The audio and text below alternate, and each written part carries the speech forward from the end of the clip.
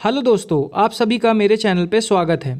आज की इस वीडियो में हम डिस्कस करेंगे कि जो 2009 में और 2010 में निकल ब्रास से बनाए हुए जो सिक्के आए थे मार्केट में, उनकी कीमत क्या है, और एक ऐसे खास सिक्के की बात करेंगे जो आपके पास हो सकता है और आपको आम चलन से मिल सकता है। तो चलिए आज की वीडियो को शुरू करते हैं। सबसे पहले इन सिक्कों के बारे में बेसिक डिटेल्स। इन सिक्कों को 2009 और 10 में मिंट किया गया था। इनको निकल ब्रास से बनाया गया था। इनका जो वज़न होता है वो 6 ग्राम होता है। इनका जो डायमीटर होता है वो 23 mm होता है। इनकी जो थिकनेस होती है, मोटाई होती है, वो 1.9 mm होती है, और जो इनका शेप होता है वो गोल होता है। ये बेसिक डिटेल्स हो गई इनके बारे में। अब जल्दी से रिवर्स साइड और ऑब्वर्स साइड देख लेते हैं इन सिक्कों की। लेकिन इससे पहले एक चीज़ याद रखिएगा कि जो मुंबई मिंट से सिक्के आते हैं 2009 और 2010 में, उसमें जो लॉयन इस्तेमाल किया गया है वो स्लिम लॉयन है, आपकी स्क्रीन में आ रहा होगा। और जितनी बची मिंटें हैं नोएडा, हैदराबाद और कलकत्ता, इनमें फ़ैट लॉयन इस्तेमाल किया गया है। तो आप ये ना समझें कि ये जो मुंबई मिंट के सिक्के हैं इनमें लायन वैरायटी है। एक्चुअली में इनमें यही लायन इस्तेमाल किया गया है। तो ये सारे कॉमन सिक्के हैं। अब आते हैं हम सबसे पहले ऑब्वर साइड को देख लेते हैं। तो सबसे पहले बीचों बीच आपको अशोकन लायन कैपिटल मिलेगा। उसके नीचे सत्यमेव जयते लिखा हुआ है। लेफ्ट हैंड तरफ भारत लिखा हुआ है हिंदी में, राइट हैंड तरफ इंग्लिश में इंडिया लिखा हुआ है। अब चलते हैं रिवर्स साइड में। तो सबसे ऊपर हिंदी में रुपए लिखा हुआ है, उसके नीचे डिजिट 5 लिखा हुआ है, फिर उसके जस्ट नीचे इंग्लिश में रुपीज़ लिखा हुआ है, उसके नीचे मिंटिंग ईयर है, और उसके नीचे फिर मिंट मार्क है कि कौन से मिंट से इस सिक्के को ढाला गया है, और साथ ही में दोनों साइड फ्लोरल डिज़ाइंस बनी हुई हैं। तो ये होगा इसके बारे में बेसिक डिटेल्स।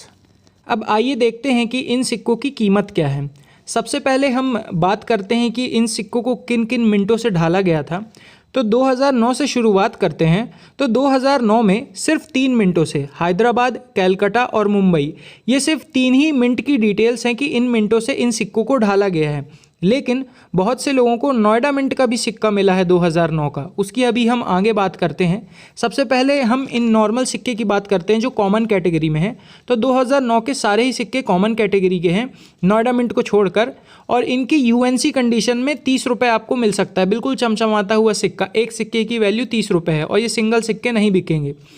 दूसरी बात करते हैं अब 2010 की।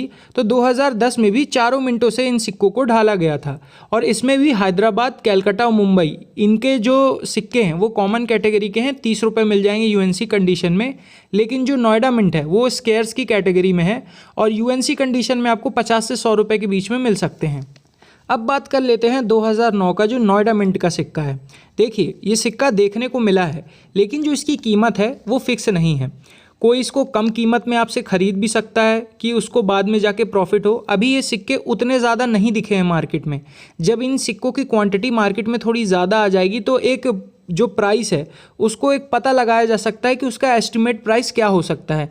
लेकिन अभी ये सिक्के बहुत कम देखने को मिले हैं। तो अगर आपके पास ये सिक्का है तो इसको बेचने की जल्दबाजी ना करें। इसका हो सकता है कि कीमत बहुत ज़्यादा हो, क्योंकि अभी इसकी एग्जैक्ट वैल्यू पता नहीं है।